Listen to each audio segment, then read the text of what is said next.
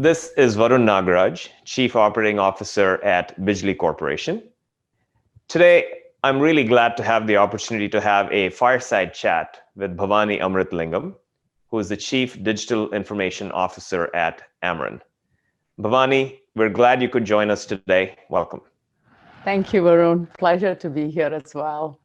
Thank you. Thank you. As we get started, Bhavani, perhaps we could begin by you sharing some background on Ameren and also specifically what your role is as the Chief Digital Information Officer at Ameren.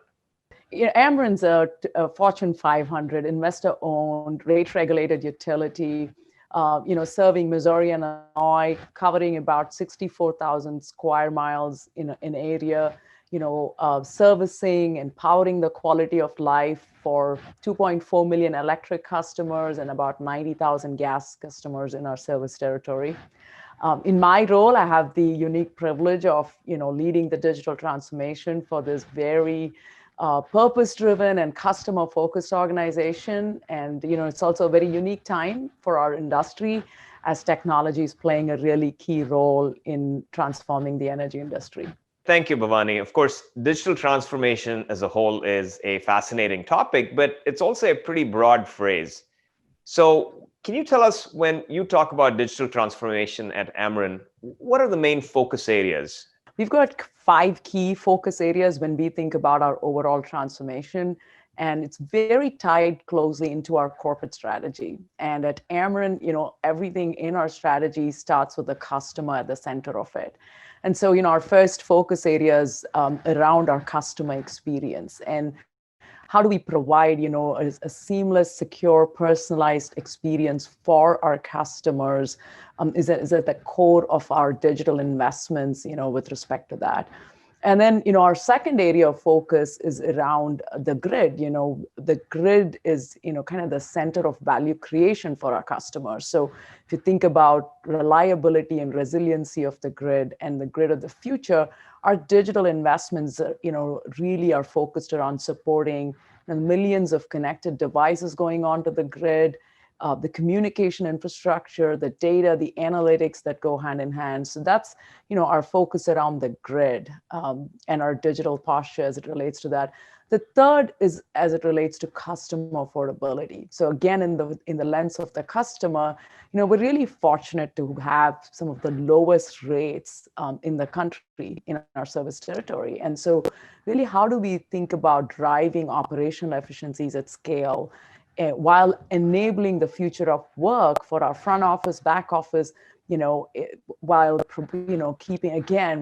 keeping our customer rates as low as possible. So that's the focus around, future of work, enabling the coworker experience and customer affordability. And then the fourth area, of focus, we are in the critical infrastructure business. We manage a key part of our national, our nation's critical infrastructure. And as part of that, cybersecurity is always top of mind. So having a cyber-first mindset across our entire, technology, our IT, our OT footprint is very key. So cyber technology and data privacy risks, is a key area of focus across our entire transformation. And then the last one, but probably one of the most important ones during this time, as we all are going through unprecedented times, is the focus around coworker experience. And, if you think about the workplace, and the workplace is very different today, and so those workplace interactions for today, but also for the future, is also a key area of focus for us from a transformation standpoint. Okay, so 5 meaty topics that we could dig into. I think we're going to have to prioritize and maybe pick 3 of them that we can really sink our teeth into. And so the 3 that I think might be most interesting, to our audience, the first one I think undoubtedly is around customer experience and what does digital transformation mean in that regard. Given that this is a utility conference, I think talking about the grid and the implications on the grid seems like a logical next step. And of course, we're living through unprecedented times. So discussing what does digital transformation mean on the work experience, how do we as companies run our day-to-day business and work with our colleagues, I think that seems like an interesting third topic. So do those 3 sort of, do those three make sense? Should we dig Oh, into those three? absolutely. I can start with the customer and then, and then we can go through the rest. But, as I said, the customer is at the, heart of our strategy here at Ameren, the center of our strategy at Ameren. And, we think about customer experience and we think about this, secure, personalized, seamless, frictionless experience for our customers. As it relates to the key moments that matter for them. For a utility customer, it revolves around, making their, paying their bills and the whole process around it. When there's an outage, knowing where we are during an outage and restoration. So that whole experience around, billing and payments, outage, and then, service orders. You think about whether it's a residential customer or a commercial customer moving in, moving out, and that whole experience. So we think about, the customer journey and these key moments that matter and how we provide, a frictionless, seamless, personalized experience across channels, because some customers like to engage via the web. Some want a text, some want, to call in and engage through the IVR. And so really, no matter whether they're engaging through social media or IVR or chat or text, or our website, really providing them that experience cross channels, depending on their personal choice, is a key part of our focus as well from a customer experience standpoint. And then the second area of focus, is, if you think about it, it ties between it this is an area that crosses between customer experience and our grid. And that is our smart meter enablement across our service territories. We've got over 1 million smart meters deployed, and we continue to drive that journey, across Missouri and Illinois, and in the coming years as well. And there's many things that whole implementation drives, right? From a customer experience standpoint, how we actually stop service, being able to do that with speed, with agility, but also in a very cost-effective fashion is huge. Being able to take the data that we get, from these smart meters and being able to provide our customers with choice, as it relates to how they manage their energy usage, and building products and services, that not only, all of these, whether it's the customer experience or products and services, really not just focused on meeting our customers' energy needs, but really exceeding their expectations, is a huge focus for us as it relates to, the smart meter piece. And the third element of our customer strategy that, again, digital and our technology posture is so core to enabling it is, we firmly believe, a differentiated coworker experience and engaged, diverse coworker base, would drive that differentiating experience for our customers. So, providing our coworkers, in our customer care centers, for instance, with the right technology posture, so they have a 360-degree view of the customer at every interaction, is also a big part of, the enablement for us from a technology perspective. I think most modern companies are putting the customer at the center of their transformation initiatives. And it makes perfect sense, of course, for Ameren and the utility industry to do the same. So could you elaborate a little bit more about how smart meters and the kinds of energy insights that are contained within them are so critical to you being able to offer a good customer experience? So if you think of, the insights you get real time from, the smart meter data that you're capturing, and being able to actually then provide visibility to customers on how are they consuming their energy, so, and then having products and services built around that, right? Giving them options to, doing, shifting how they consume energy, maybe during the day, building programs around, we call it we have a program called Peak Time Rewards, for instance. So really looking at giving customers visibility to their energy consumption, and then giving them the options, for time of use pricing, for instance, as an example, that again, enabled by the smart meter data, is all part of, those products and services, giving customers that ability to, manage their energy consumption, to your earlier point. These are unique customer, journey as it relates to our industry. That makes perfect sense. And the thing I really liked was how you extended the notion of customer experience to also include new products and services that Ameren may not have necessarily thought of before, but that now makes sense as a part of enriching the customer journey. That's right. Our customers, have new experiences as it relates to how they engage, how they engage in when they go on Amazon.com, and how they go in and, when they're ordering pizza, it's like these experiences, transcend into how they want to engage with the utility as well. And so really having, the visibility, giving them the choice of, what channel they want to engage and how they want to engage, giving them products and services.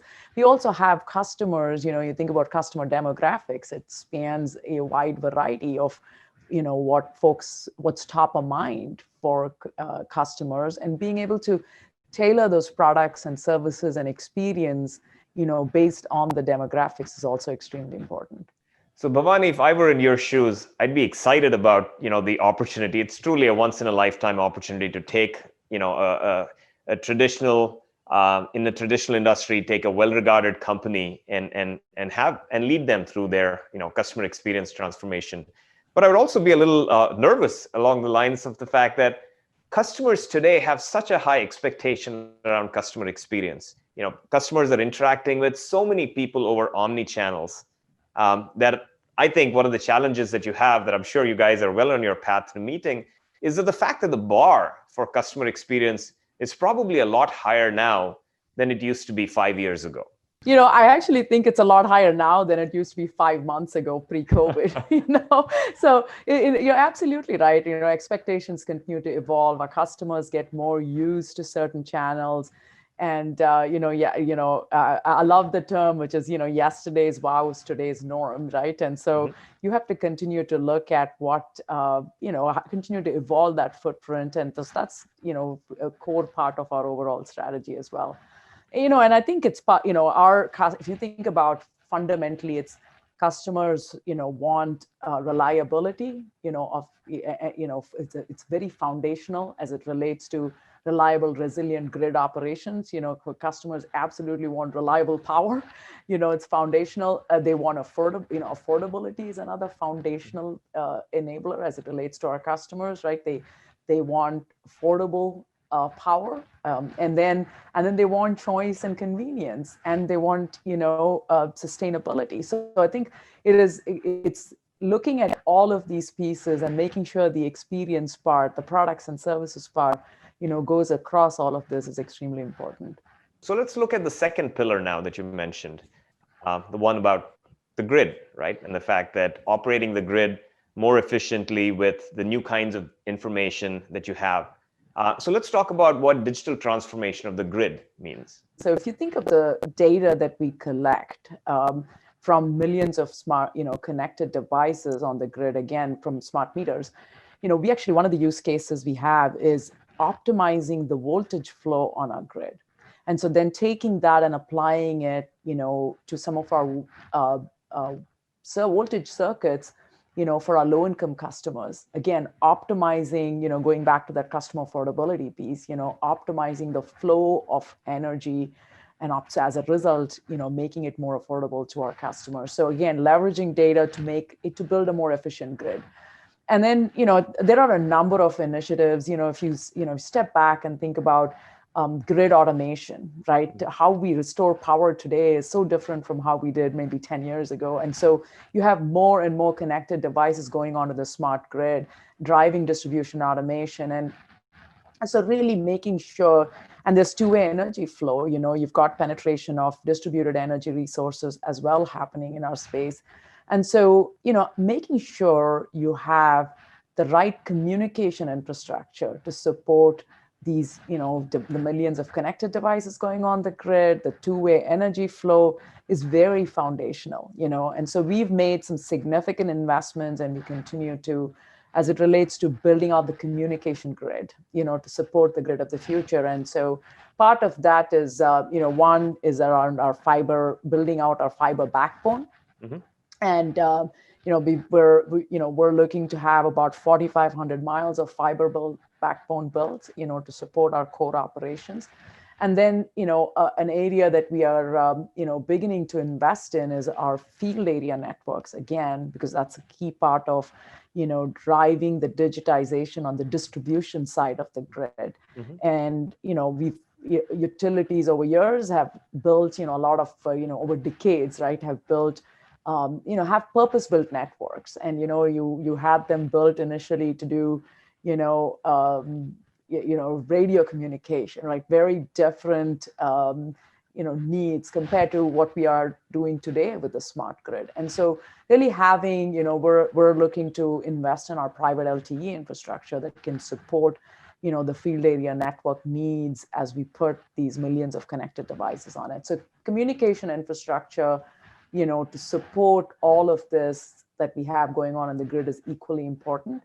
And then, the other piece that is just absolutely core is data analytics, automation, AI, that span both the customer and the grid piece of it, right? As you think about, the millions of data points we get, the volume and velocity of data that we receive, that we then are able to take and build intelligent operations, build the differentiated customer experience that we talked about, the products and services that we discussed. So that kind of is very foundational as well, when you think about both the customer piece and the grid piece. This is a unique opportunity to sort of not just take a look at the classic load planning in isolation, that's right, customers in isolation. Those two are in fact related.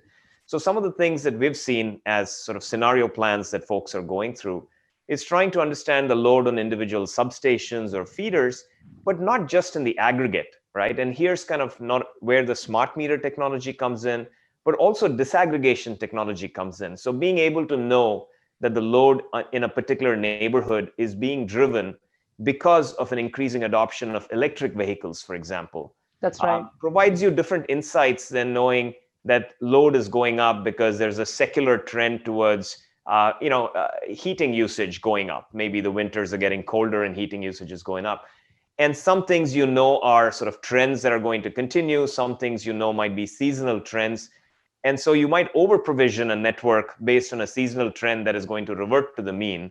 And you might under-provision a network by ignoring a signal that is buried inside the noise, if you will, right? That tells you it's the EVs that are driving it. So that's right. The smart meter investment and load planning, that's been an interesting marriage that we've seen. The other thing we also think about, we manage billions of dollars of assets on the grid, and optimizing asset health is such an important piece of the equation as well. Just adding on to what you just brought up with respect to load planning and having better visibility to how energy is getting consumed, when it's getting consumed, all of those patterns in a more real-time fashion. But also as it relates to if you think about preventive and predictive maintenance of assets on the grid. And so that's another area where we are leveraging data points from multiple sources. We have maintenance data, and taking all of those and really going in and being able to prevent a transformer from failing, right? And really going in and doing more predictive maintenance, we believe is, a huge area of opportunity as well. And we, so some areas that we've started making some investments in as well. No, that's true. As you said, the power of AI, this is an obvious application of it, predictive maintenance, predictive failures, and so forth. Excellent. So let's move to the third pillar then, Bhavani, which was, digital transformation from the point of view of how our work lives are changing, and particularly important given the pandemic situation we're in. No one would have guessed, right? Even in their wildest dreams, if you'd asked any of us 5 months ago that we would be working the way we are working. And, our investments in technology over the last 2 years have been a significant enabler, of this overall pivot that we've all had to do. We have, 65% of our coworkers actually are working remotely. And then, the nature of our business, we have coworkers in the field, in our energy centers, in our nuclear plant, helping power the quality of life for our customers every day. So we do have coworkers actually in our facilities as well. But really, to be able to shift the 65% so we can keep our remainder coworkers actually safer, right? I think has been a big part of the success for us. And so, continuing to invest in technology that not just, enables our work for today, but for what's ahead of us is a huge focus for us. The nature of work is shifting in many functions, and that, if you look at it holistically, I talked about a lot of automation as it relates to how we engage directly with customers, how we think about our grid.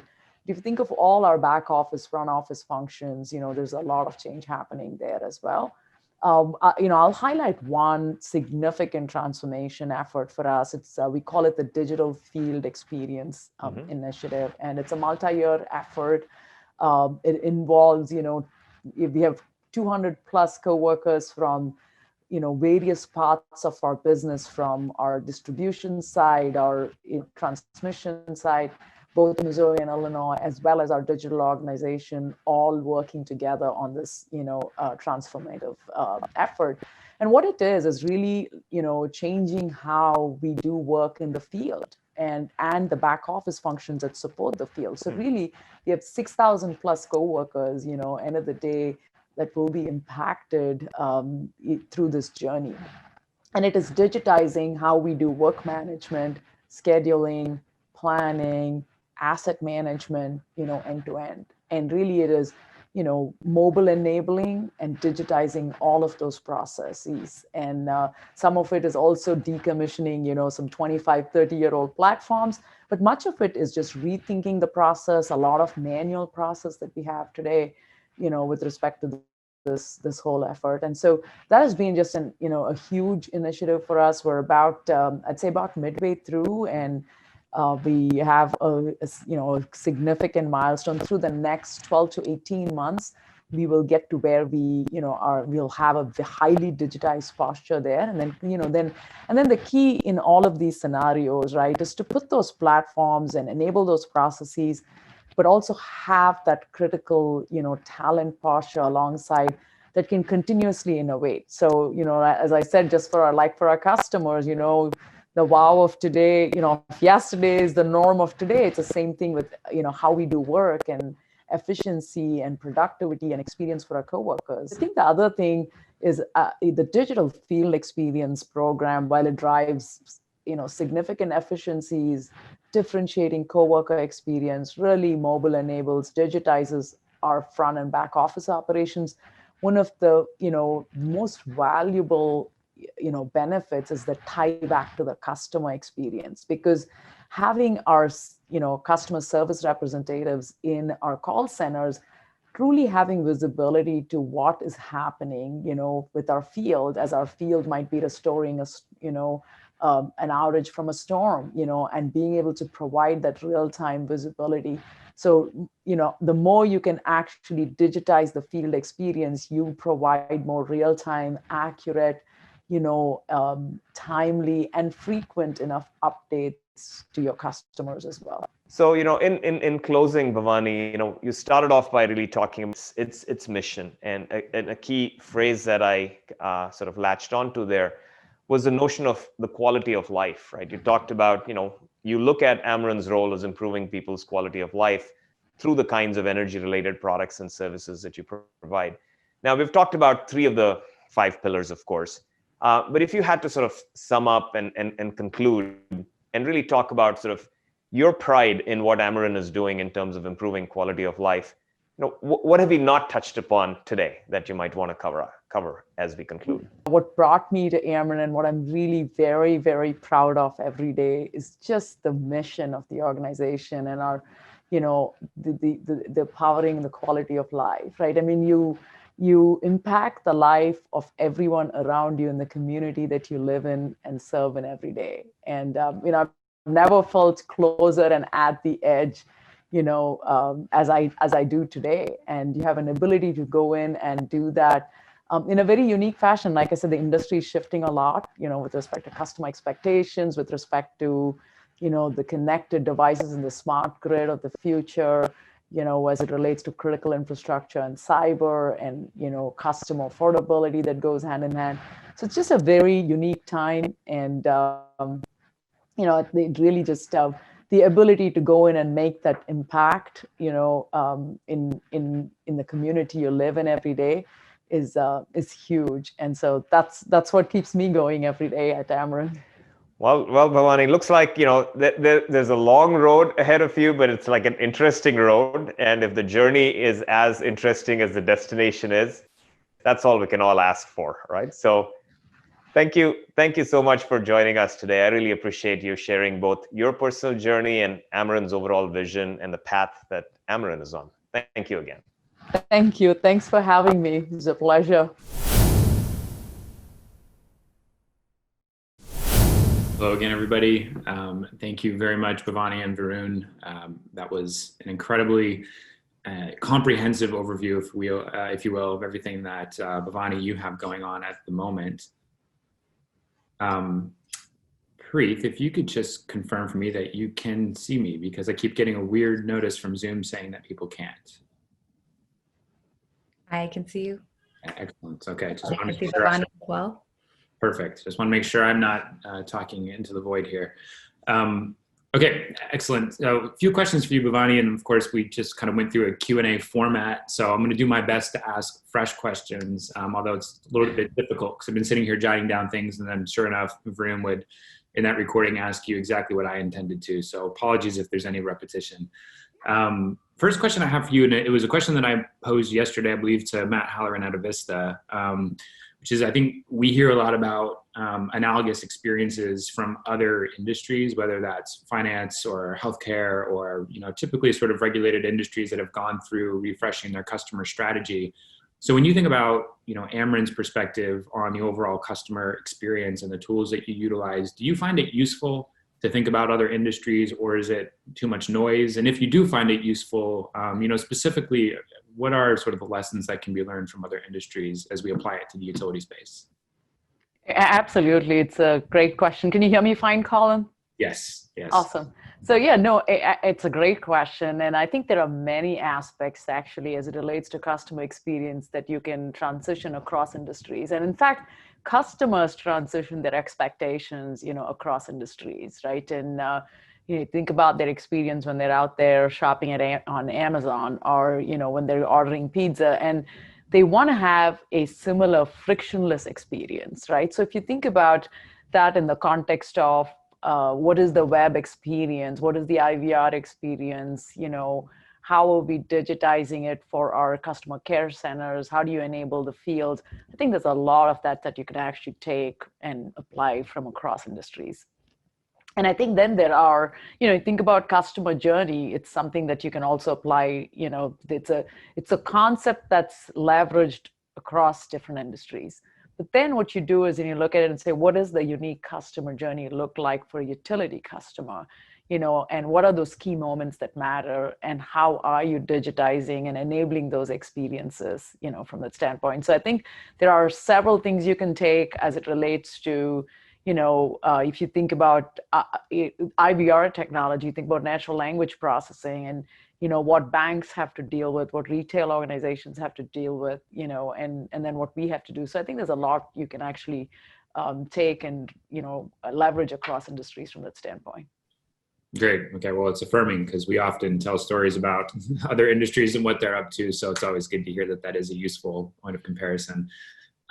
You showed a graphic there, and there was plenty of discussion around, we'll call it sort of the adoption curve, or the continuum of analytics complexity, sort of that classic definition of descriptive analytics moving to predictive analytics to prescriptive analytics. And if I could go as far as to sort of like, define in extremely simple terms what, prescriptive analytics is, that's really, I think, the process through automating predictive analytics into some type of action or something that happens in an automated sense.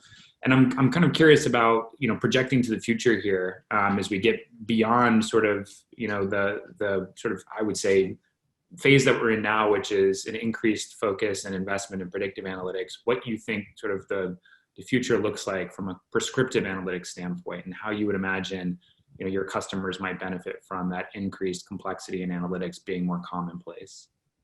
Yeah, no, great question. I think about it in the context of, I talk a lot about customer experience, and then the grid of the future. And I think, analytics and automation and that whole continuum is going to continue to play an extremely critical role in both those elements. If you think about it in the context of grid automation and becoming more and more, touchless, right, with respect to how transmission distribution operations operate, how substations, work. And I think there's tremendous opportunity there. I talked about how we look at asset health as an example, and how, prescriptive analytics can play a key role, predictive analytics can play a key role. And I think that's going to continue to evolve, as well as the technology and the data science around that particular, domain continues to grow. I think that is a critical area. I talked about voltage optimization in my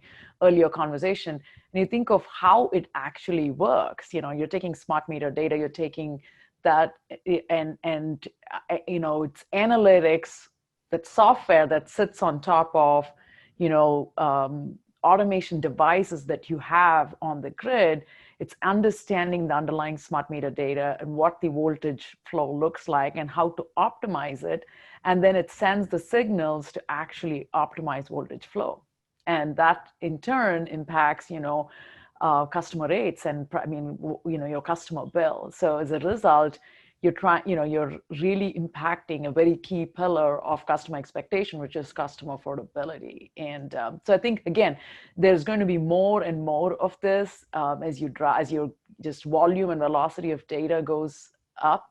The analytics and automation that you can put on top of it, and the data science that will go with it, I think will drive both the customer experience, but also the grid of the future. Yeah, well, great answer. I do think it's important sometimes to step back and take objective inventory of everything going on. We get a little bit caught up in the rhetoric about things not moving enough, but these are incredibly complex systems spread out over vast geographic areas, and so they require complex solutions. So just a general question, I suppose, that we could ask any panelist. So we're talking about a lot of really exciting things that are happening, but what concerns you, right? What sort of keeps you up at night right now? Great question. I think it's cybersecurity, right? If you think of the millions of connected devices going onto the grid, it is top of mind for every industry, and here more than many others, right? If you think of critical infrastructure and national security that we manage every single day as a company, enabling those customer experiences, managing the grid, cybersecurity, and making sure you've got the right postures. You have millions of connected devices coming onto the grid. It's the interaction and integration of IT and OT, right? Because you've got what typically used to be operational technology now have the communication infrastructure inbuilt into it. So there is the connection piece to it. And then on top of it, you've got applications and analytics that sit on top of it, right? So that's, to me, where the complexity and the key focus on cybersecurity becomes top of mind. And then third-party risk. It's not just you and the grid, but it's also the extended ecosystem that you have, in the equation. Yeah, I anticipated that answer. It feels as though the core sort of tenets of the utility business model in North America, dating back to its very beginnings, have always been, safety, reliability, affordability. But it feels like there's a fourth emerging one, which is now cybersecurity, because that often does come up. Last question for you, just kind of going back to how you think about other business models or other industries and how they influence yours. Do you find it useful at all to sort of benchmark your progress, as a business, not your personal progress, but Ameren's progress against other utility companies? And how do you think about that, first mover versus second mover kind of conversation that is typical of utilities? We tend to say, utilities want to be innovators, but they never want to be first. And I'm just kind of curious, as to your assessment of that position. Yeah, no, that's a great question. I think we absolutely do. And, in some areas we do it and we benchmark ourselves, to other large utilities, so in our industry. And there are others where you really don't need to be benchmarking yourself just to, the industry. You could be looking beyond the industry. So I think it's driving that balance, but we absolutely, the beauty of this industry is also how collaborative we are. We do share a lot in terms of what we're learning, what we're doing. So I think there's definitely that. We definitely benchmark us, how does our customer satisfaction look like? What does our customer experience look like? Digital capabilities. But then, like I said, there are many aspects also that you can just look at it and say, how am I doing just period, across industries? How frictionless is my experience? And when a customer comes on and is trying to understand, where we are in their outage journey, right? And how easy is it for them to access the information they need, and how streamlined is that process? You think about air travel and what that looks like, for a customer trying to, and it's, taking some of those things and, looking at it. So I think from benchmark perspective, you can do both. We think about like a drive to digital metric, right? You can look at it and say, what does it look like typically in the utility industry? And then what does it look like in some other industries? And then you might choose based off of that, here's where I really would like, here's where we are, here's where I would like to be, and drive from there. So we absolutely do a lot of benchmarking inside of this industry, as you probably are aware. Yeah. Well, excellent. Thank you again. This was really kind of like a nice break, I suppose, to have this kind of open chat. It did feel live, even if it wasn't. So it was great to be able to chat with you after the fact. And I would say that your passion and sort of personal investment here is quite obvious. And so really appreciate you sharing that energy with us. And thank you. Thank you. Thanks, Colin. And thanks to the Bidgely team. It's my pleasure to be able to engage here with all of you. Excellent. Okay. Take care. Thank you.